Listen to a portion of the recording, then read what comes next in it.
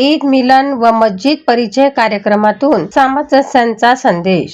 शहरातील फरशी भागात असलेल्या जामा मस्जिद येथे 29 एप्रिल रोजी ईद मिलन व मस्जिद परिचय कार्यक्रम उत्सवात पार पडला। या कार्यक्रमात हिंदू व मुस्लिम समाजातील गणमान्य व्यक्ती मोठ्या संख्येने उपस्थित राहिल्या होत्या। कार्यक्रमादरम्यान हाजी इश्तियाक अहमद यांनी उपस्थितांना इस्लाम व हिंदू धर्मातील साम्यस्थळे स्पष्ट करून सामाजिक ऐक्याचा संदेश दिला। विशेष म्हणजे ते स्वतः हिंदू धर्मग्रंथाचेही अभ्यासक असून त्यांनी आपल्या भाषणात मानवतेला सर्वात मोठा धर्म मानण्याचे प्रतिपादन केले। जगात फक्त दोनच जाती आहे, एक नर आणि दुसरी मादा। समाज व्यवस्था चालवण्यासाठीच पुढे जाती धर्माची विभागणी झाली असे त्यांनी सांगितले।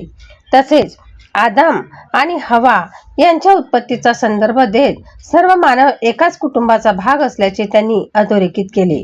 यावेळी त्यांनी दोन्ही समाजांनी परस्पर समज, सहकार्य आणि सलोखा जपून एकत्र राहण्याचे आवाहन केले। या कार्यक्रमाला पांडुरंगदादा पाटील, शैलेंद्रदादा पाटील, पांडुरंग बुच, विधिज्ञ शैलेश पटोकार, पत्रकार तसेच मुस्लिम बांधव मोठ्या संख्येने उपस्थित होते।